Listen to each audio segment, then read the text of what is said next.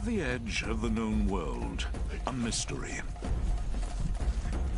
How did an ancient people, so-called savages and cannibals, cross over 25 million square kilometers of open ocean in primitive canoes in one of the great expeditions of all time? It's baffled experts for centuries, but today scientists and adventurers are uncovering surprising new clues. Who they were, where they came from, and they may have reached the Americas hundreds of years before Christopher Columbus.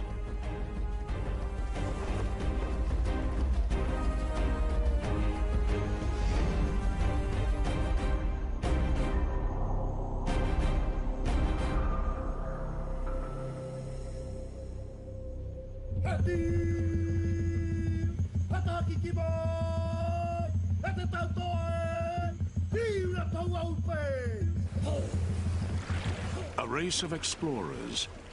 They conquered the Pacific long before the Europeans. Then, all traces of them and their homeland seemed to disappear. Until now. Who were these people? What happened to them? And what was their secret? Easter Island, a tiny speck in the Pacific, thousands of kilometers from anywhere.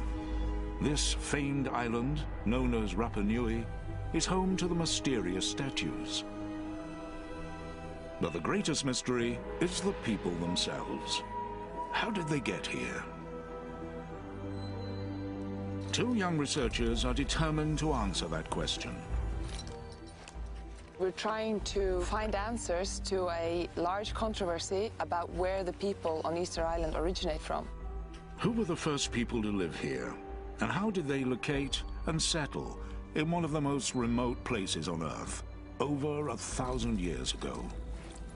By using DNA research, we hope to be able to uncover some of the mysteries that surrounds this island.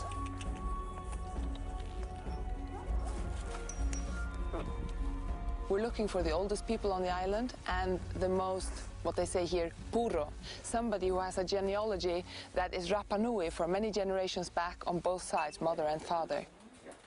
Taking genetic samples from the elders, they hope to find proof of their origins. Su sangre está muy fuerte. Sí, qué bueno. What we did now is take DNA from a woman whose last name indicates that she has a very interesting family tree. So it's important for us to be able to trace this. El padre de tu padre. Se llama Matías. But it will take weeks for them to collect and test all the DNA samples. But right away, they're fascinated by what they hear from the elders. They say their forefathers came from a lost island continent known as Hiva, somewhere in the Pacific. Nuestra historia dicen de que cuando el continente Hiva se hundió una explosión, desaparecieron y toda la gente emigraron. Stella and Eureka are determined to uncover the truth about those adventurers and their lost continent of Hiva. Together with a group of scientists, they intend to follow the trail back to see where it leads. It's so fascinating to be here on the hunt. Right on here.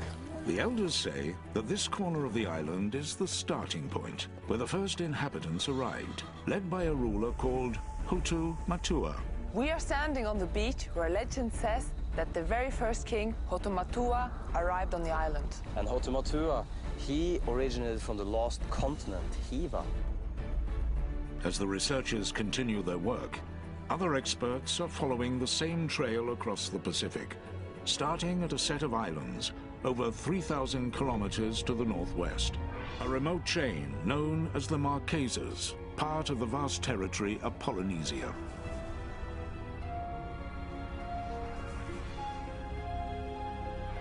Like Easter Island, much of the Marquesan past remains a mystery. Start in this corner, bring this down to 50, and then clean it clear across. Okay. Dr. Barry Rowlett has been working here for the past 20 years. determined to find evidence of the lost Polynesian homeland. On va continuer là. Who were the ancient people who lived here? Could they have colonized the vast Pacific? We're digging through the top deposit in order to get down to the richer cultural deposit, which has all of the artifacts left by the people who once lived here. He and his team are excavating a remarkable coastal site, one of the oldest in East Polynesia, finding clues that date back over 1,000 years. Something made out of iron. Clues that just may shed light on the Easter Islanders and the Polynesian shrouded past. Hey, Hio, c'est quoi ça? Roller believes that the ancient clan that lived here did colonize the vast Pacific. This is really nice. Middle to late 19th century. And evidence like this bone ornament is helping him make the case. This one's going in the museum. But his theory goes against everything experts believed for years. The first reports from European travelers in the 1700s spoke of lush green islands with a dark side. A land of tattooed cannibals, primitives who carried the skulls of their enemies as trophies.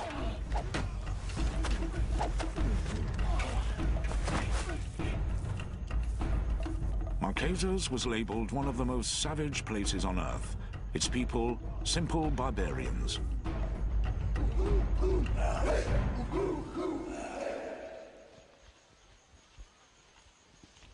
We're going to go down here and across the river. The most controversial element of ancient Marquesan life took place deep in the jungle. Religious ceremonies, notorious for human sacrifice. When a priest called for a human victim, then the people would go to a neighboring valley and just grab whoever they could.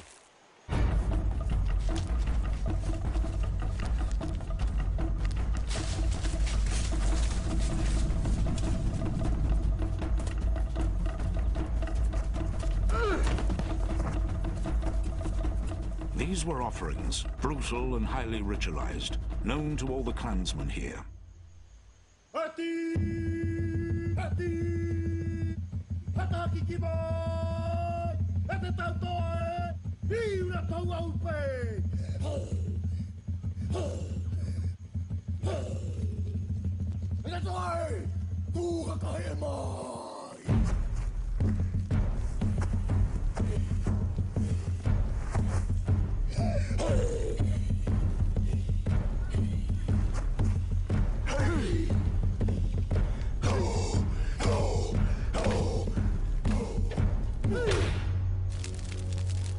The meat of the victim is consumed by the chiefs and the priests, not as food, but as a kind of ancient communion.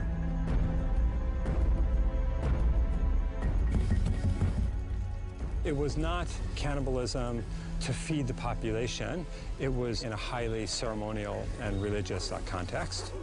It's no wonder early explorers saw the Marquesans as savages. They had almost no written language, no history, and by that time they were isolated, barely traveling at all.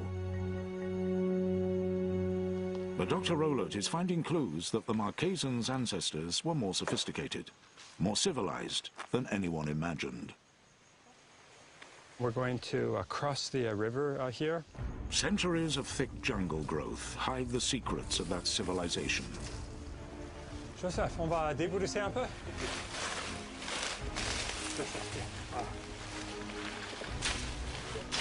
Waitahu was one of the most densely inhabited valleys in the past. There's evidence of an intricate society with a complex social order of priests and chiefs. So here we have the residence of one of the chiefs. This is the retaining wall of the chief's platform. Look at the size of the boulders in the base of the wall. I'm 6 foot. This wall must be a good 8 feet tall. It's one of those cases where size really does matter, because the size of the stone and the size of the walls was a reflection of the status of the person living here.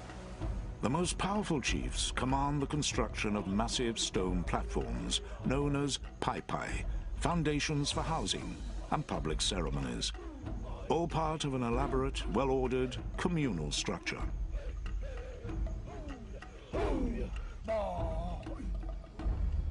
For a young man growing up here, the first rite of passage comes in the form of an intricate tattoo. The evidence shows that tools made of fish and human bone or shark's teeth were used to force ink into the skin. Pigment for the tattoo is made from ash of a cooked tree nut. Until death, the story of his every battle will be tattooed into his flesh. For this young man, a remarkable journey is beginning. Deep in the Marquesan jungle, Roland makes a surprising discovery. This is it, this is it. Oh, here are the petroglyphs.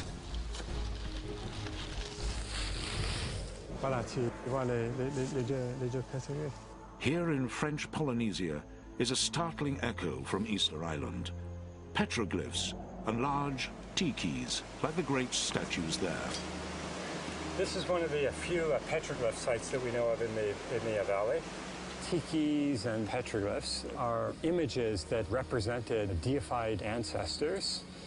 The head was the most sacred part of the body. So what you see here is just the representation of the eyes of the tiki. These petroglyphs are really interesting because they're so similar to the ones that we find on Easter Island.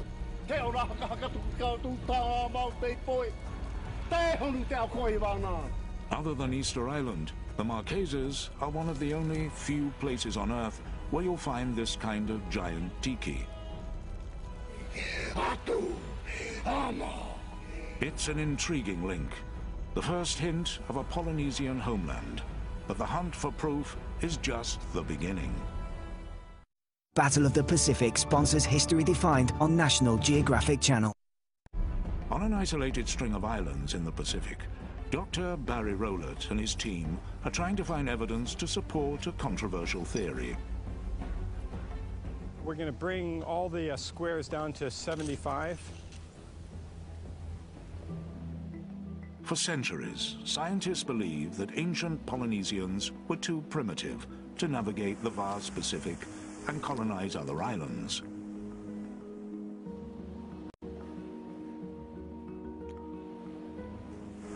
Earlier scientists and archaeologists believed that it was very difficult to travel across the ocean, and so that once Polynesians reached islands such as the Marquesas, people were isolated with no further voyaging. The Polynesians were seen as accidental settlers blown by chance across the waters, marooned on their islands.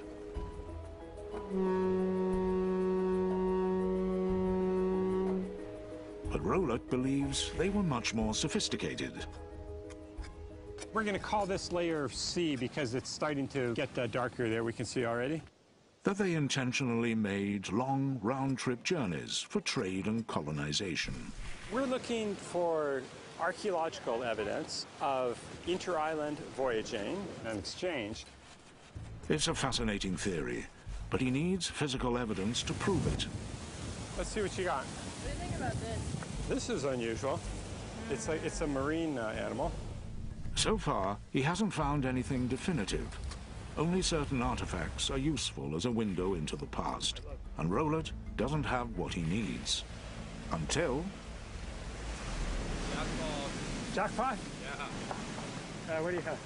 Fish hook. Oh, beautiful. Wow, jackpot. This is a pearl shell fish hook.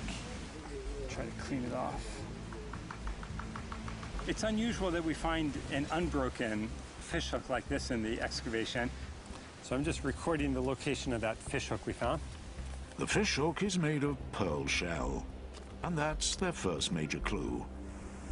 It's quite rare because it grows best in lagoons, and there are no lagoons in the Marquesas. This fish hook must have come from somewhere else.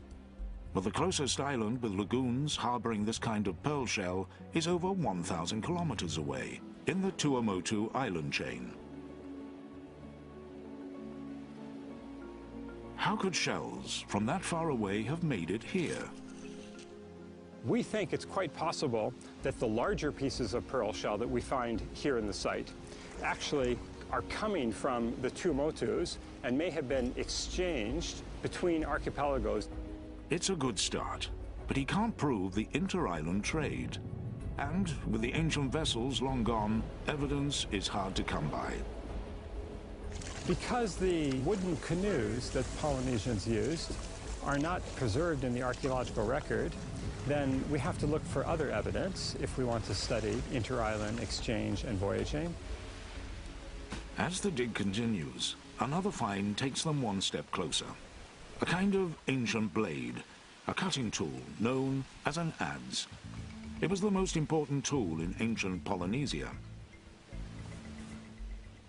We're especially interested in the stone adzes. This is an incredible one. Adzes were the basic woodworking tools for Polynesians. It's unusual to find one that is so large. This weighs at least 10 pounds. Rowlett has been finding something unexpected about these adzes. We found that in the deepest deposits of this site, more than half of the adzes are made of stone that was brought to Tahawata. The stone used to make these tools does not exist on this island. Like the fishhook, it must have come from somewhere else. And in this case, they have an idea where. If they can prove it, it'll be solid evidence of long-distance trade voyages. Rowlett has enlisted volcanologist Dr. John Sinton to join his search. Our goal was to try to find the actual quarry where the rocks were being produced. Others before them have attempted to locate the quarry, but failed. Rowlett and Sinton charter a helicopter for the distant island of Aau. Remote, uninhabited, Aau is hundreds of kilometers from Rowlett's dig site. But they believe the stone found here might be a match for their adzes. On a bright morning, the helicopter pilot drops them off on the distant island. We jumped out of the helicopter. He took off and told us he would be back in 5 days. Rowlett and Sinton head deep into the wild tangled forest of Aau. They have food and water for just 5 days. Aau is known as an island of ill fortune, inhabited by the spirits of the ancient people. After 4 days of hunting, they've got nothing, and they're exhausted. Searching, running up and down the ridges across the plateau, searching everywhere for the quarry. No drinking water, no water to wash with. We were absolutely dirty and stinking by that time. For 3 days, they'd had no luck at all. The day before we were supposed to be picked up by the helicopter, we were bushwhacking across a small ravine, and that's where we found the workshops for chipping the adzes. This may be the breakthrough they've been looking for, the stone source for the ancient tools. When we started to dig through the piles of flake, we realized there was nothing but stone debitage from hundreds of years of chipping away to manufacture these adzes. They look like the right kind of stone fragments, but they have to prove it's a match. Rowlett and Sinton take samples back to the lab to test their theory. This rock comes from the island of Aau in the Marquesas. We recognize this rock as what archaeologists call core, that is the primary source rock from which adzes could be fabricated. Dr. Sinton compares the source rock brought back from Aau with Rowlett's adzes. He needs to heat the rock into a molten form to analyze its chemical composition. Chemical composition is like the fingerprint of the sample. When people find artifacts elsewhere in the world, if they have this identical chemical composition, most likely the sample really did come from Aau. The liquefied rock is pressed into glass discs that will allow Sinton to analyze their chemistry. The results of the study are striking.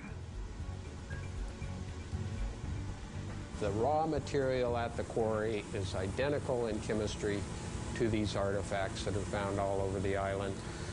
These two are, in fact, an exact match. It's a solid link between two distant islands. We found the quarry. They had established a major adze manufacturing complex on Aau, and were exporting the adzes to Tahiti, the Tuamotus, and Mangareva. With the same Aau adzes turning up from the Marquesas to Tahiti, is evidence of a regular trade route covering hundreds of thousands of kilometers, much further than anyone imagined. This discovery from Dr. Rowlett and his colleagues is transforming the study of ancient Polynesia. This was a revelation because it started to show that there were voyaging spheres that linked the Marquesas and other islands in central Polynesia, what we refer to now as this East Polynesian homeland. The Adzes are hard evidence of two-way, intentional long-distance voyaging. This is a radically different idea or view of Polynesian societies, because instead of looking at them as being isolated, we now see a lot of interaction and communication. Dr. Rowlett's dramatic discoveries suggest prehistoric Polynesian societies were more sophisticated than earlier experts thought. Now, the crucial question is, did they travel all the way to Easter Island? And what truth lies behind the story of Hotu Matua and the lost continent of Hiva?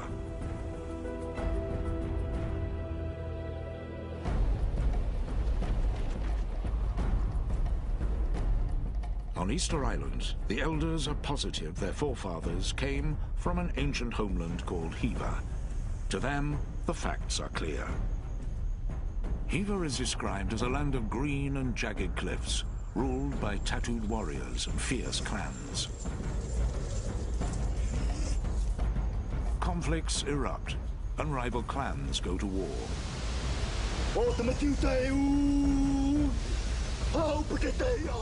Chief Hotu Matua prepares his men for battle. They are fighting for control of the island, fighting for a homeland.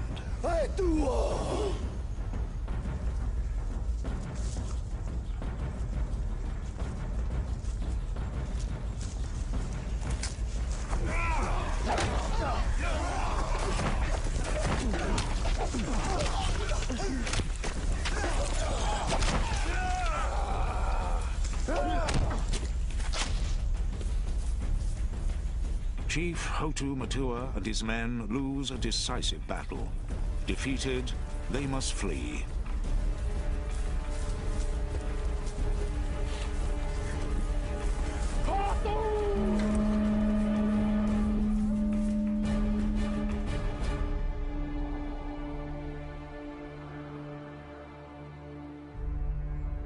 Hotu Matua must find a new home for his people.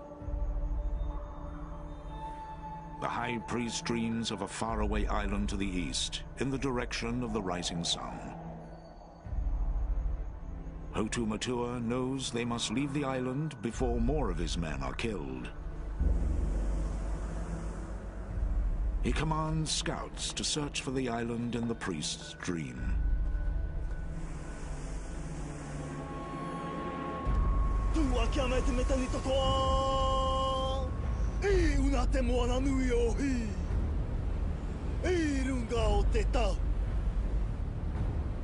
That's the Easter Islanders' story. But could ancient Polynesians from the Marquesas region have traveled so far? Thousands of kilometers across the ocean. Did they even have the right vessels?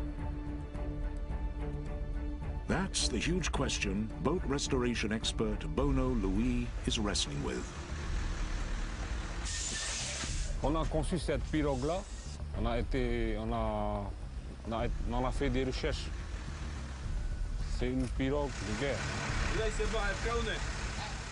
With few written records of their maritime past, Louis is working from knowledge passed down orally through the centuries to rebuild a traditional wooden canoe. Et le modèle, d'après l'histoire, on dit le shape a été pris sur le coco. Parce qu'elle a un modèle demi-arrondi en dessous et elle a la forme plate. The canoe is made from a special kind of tree found here. Perfect material for long-distance travel. D'après l'histoire, les anciens, ils prennent plutôt le bois c'est un bois qui est léger et résistant à la mer. Bono Louis grew up here, over 3,000 kilometers from Easter Island. But remarkably, he has heard the very same stories as those islanders. Stories of a defeated tribe that set off on an epic journey. D'après l'histoire, avant ici, c'est un clan qui est obligé de partir parce qu'il y a la mort derrière. Il n'y a pas d'autre possibilité de s'enfuir avec une pirogue pour partir. Et ça leur donne du courage pour découvrir les îles, les autres îles où on peut habiter. They load up in preparation. The final piece of cargo, a sacred stone from Hiva, on the voyage to their new homeland. And so Hotu Matua and his people begin an epic journey. A voyage that could take them across thousands of kilometers of open ocean. They will battle stormy weather, rough seas, and blazing hot sun as they venture into the unknown.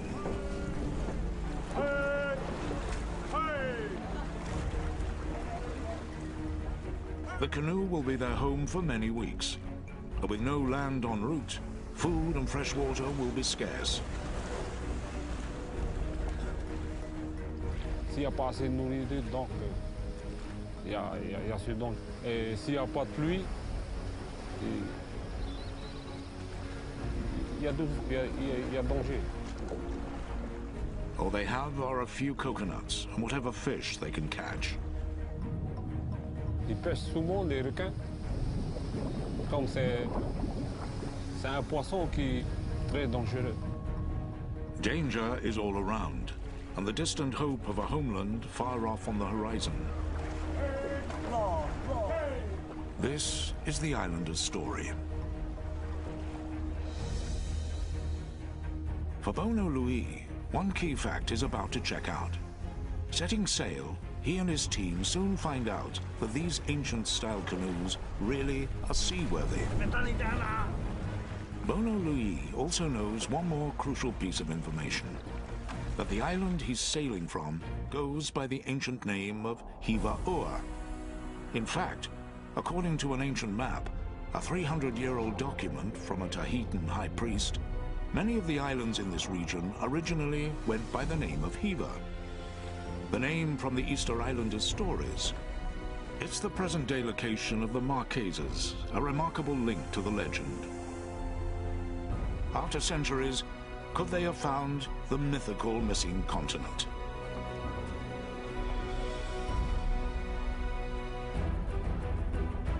It's clear that the ancient Polynesians sailed the South Seas, but the Pacific Ocean covers 1/3 of the Earth's surface. Could they really have undertaken long-distance journeys, like the amazing voyage to Easter Island? Many historians and scientists assumed that Polynesians crossed the ocean largely by accident, being blown off course. For a long time, the ancient Polynesians were considered too primitive to intentionally voyage to distant locations. But one clue shows that they may well have. It's a kind of ocean map known as a stick chart. Thin pieces of coconut fronds are tied together to represent ocean currents. Small shells attached to the frame show the location of land. It's a chart of islands visited, all part of the evidence that led Barry Rowlett to believe the ancient Polynesians traveled far across the Pacific, with a plan to colonize the islands they found. Our new theory is that the discovery and settlement of Polynesia was a systematic and intentional process and not at all accidental. Previously, experts believed this long-distance voyage across the Pacific would have been impossible for two main reasons. Firstly, the wind. A trip to Easter Island would have taken them towards the rising sun, from west to east. But across the Pacific, the winds in the tropics blow in the opposite direction, from east to west, along the equator. These are the trade winds, and many thought they'd make a trip east impossible. But Rowlett has noticed something in these islands. At certain times of year, these winds actually shift. Today is an unusual day. Normally the wind comes from the mountains. Today the wind is blowing from the ocean, from the west. Some of the earlier researchers just looked at the prevailing winds and they didn't take into account the seasonal changes.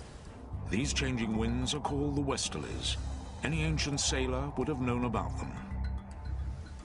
The westerly winds then will come and go. Polynesians would wait for them to come in order to sail to some place that would otherwise be difficult to get to. This would allow a canoe, like Hotu Matua's, to sail east with the wind at their backs. But there was still a second major obstacle: navigation. How did they pinpoint land in an immense ocean without a compass or any other tool? Nainoa Thompson and the Polynesian Voyaging Society are working to find answers. I really believe navigation, it's at the core of who we are as people. Here it comes. They intend to prove their ancestors were able to sail on epic two-way journeys across the Pacific. Open the main. Nice and easy, nice and easy. And that they have the navigation skills to do it. Let's turn it. Come on.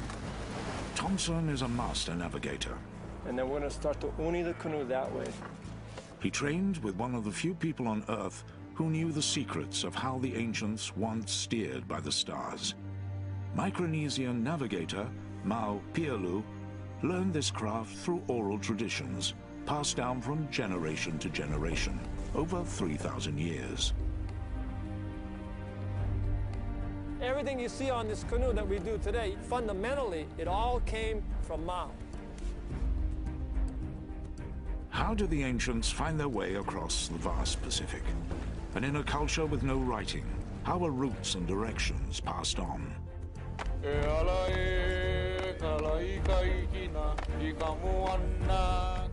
Thompson believes it's through the same ancient art of celestial navigation that Master Mau saved from extinction before he died in the summer of 2010. When Mau passed away, all of a sudden he cannot come back on this deck anymore. Master Mau's death left Nainoa Thompson as one of the last navigators on Earth to pass down this knowledge. So when we come here and start talking about navigation, it's not some trivial academic intellectual exercise. We're setting the course.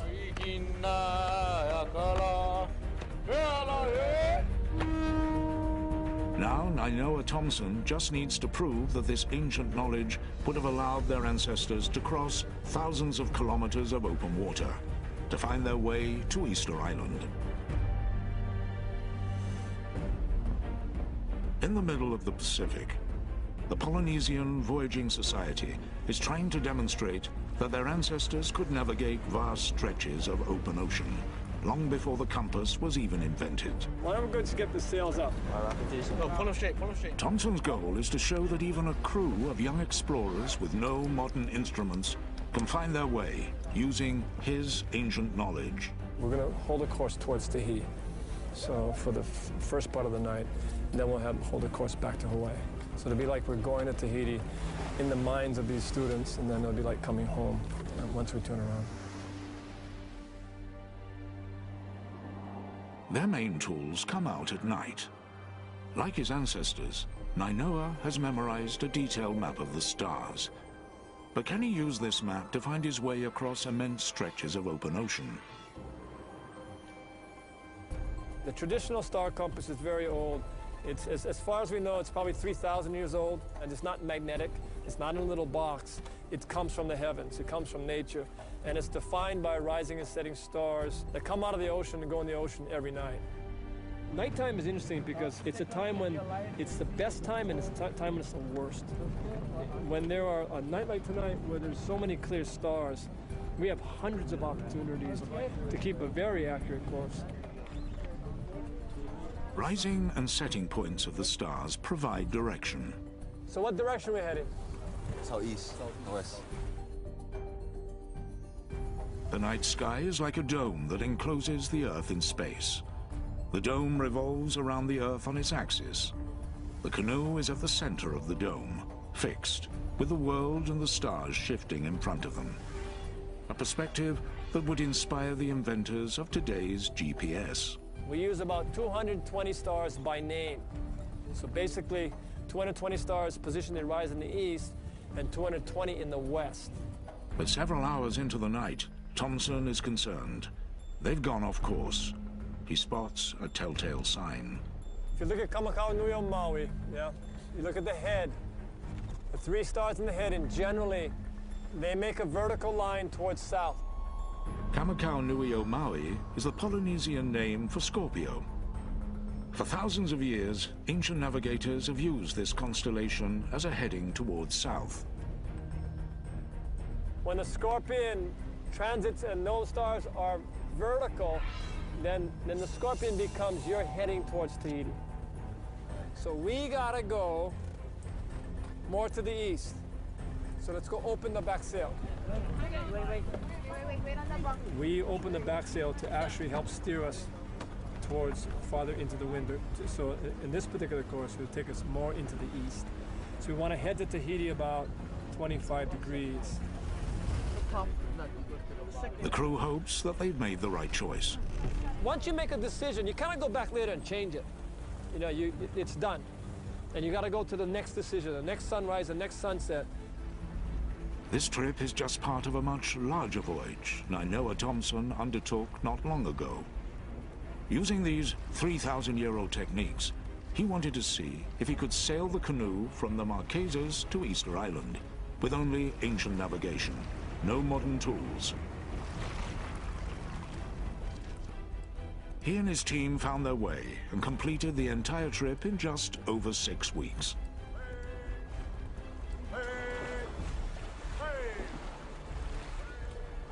Thomson's journey was the evidence researchers had been looking for.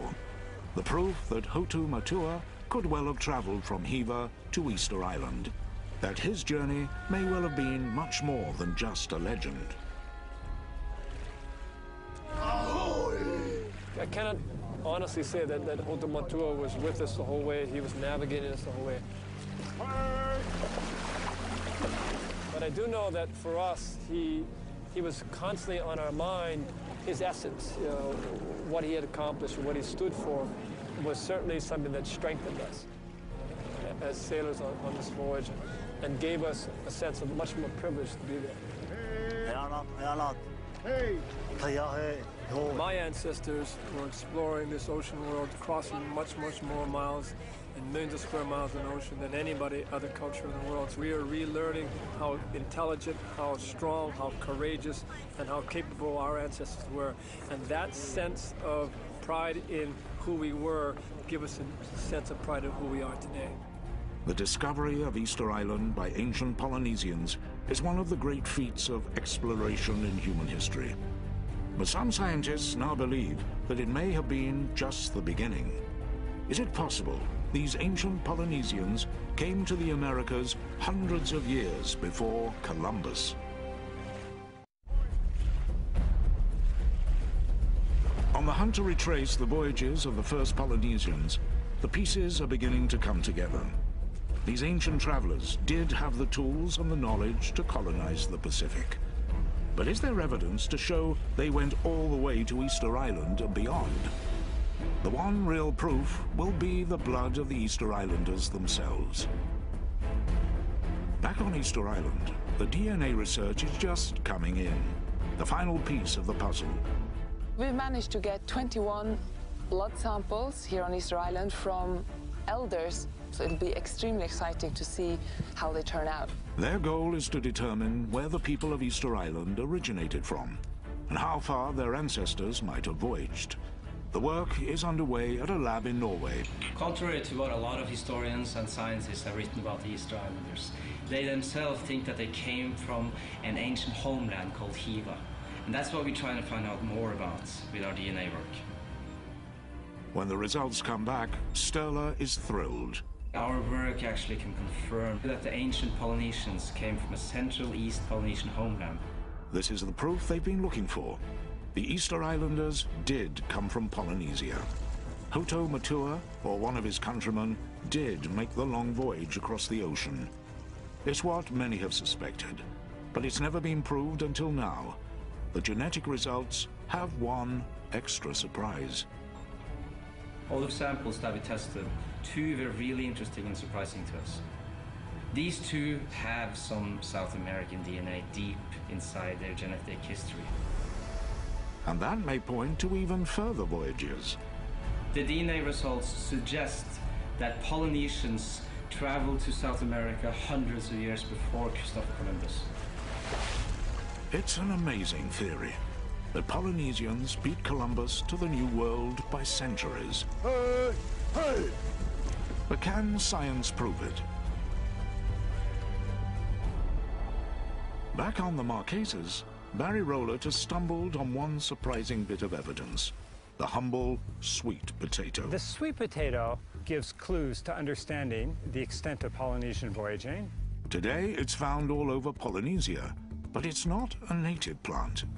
It's native only to South America, and so it had to have been introduced to Polynesia. So how did it get there? Unlike the coconut, which can float on the ocean and survive many months at sea and then start growing if it lands on a deserted island, the sweet potato would just sink and die if it falls into the ocean. And so for it to get from South America to Polynesia, someone had to bring it here. Carbonized sweet potatoes found in Polynesia have been dated back as far as 1000 AD. Scientists believed that it may have been the South Americans themselves who introduced the sweet potato to Polynesia. But now Rowlett's discoveries and the expeditions of the Polynesian Voyaging Society reveal that it was the Polynesians who had the knowledge, tools, and skill for long-distance round-trip voyaging. That has changed everything. Now, we believe that it was the Polynesians who reached South America and then came back with the sweet potato. Polynesians traded and made contact with islands all the way from the South Seas to South America. They were the great explorers of their age. And the place they set out from was in fact his central homeland, what the Easter Islanders called Hiva. But this homeland is not quite what people had envisaged. Hiva did exist. It's just that the earlier scientists were looking for it in the wrong form. We believe that this was the homeland from which people left to settle Easter Island, Hawaii, and New Zealand. Easter Island, Hawaii, and New Zealand form 3 points of the Polynesian Triangle. At over 25 million square kilometers, it's the largest cultural territory in the world. Europeans and Americans who have grown up on continents tend to think of the land as their home, but Polynesians see the sea as their home. Their view of the world is this enormous ocean or territory with islands throughout. Rowlett believes that Hiva was the central homeland from where ancient Polynesians created a water continent. Metaphorically speaking, Hiva may not have been a continent per se, but instead a group of islands that were connected by long-distance voyaging. At over 25 million square kilometers, the Polynesian Triangle will be the 3rd largest continent on the planet, but it will be doomed to disappear in later years when they stopped long-distance voyaging. The disappearance of the continent, or the sinking of the continent, then was simply the breakdown in the interaction sphere that led to the isolation of these islands. For Rowlett, all the facts add up. This is incredible when we consider that Polynesians were crossing oceans, crossing the Pacific Ocean, the largest ocean in the world, centuries before Christopher Columbus. So the Easter Islanders' claims do make sense. Their forefathers were some of the great navigators on the most remarkable human journeys of their age, as they charted a course across an island world to colonize vast stretches of the Pacific. Polynesia is an ocean world. It's an ocean land. And from that perspective, this ocean is not what divides us on the Earth, it's what connects us. This ocean is the highway of our ancestors.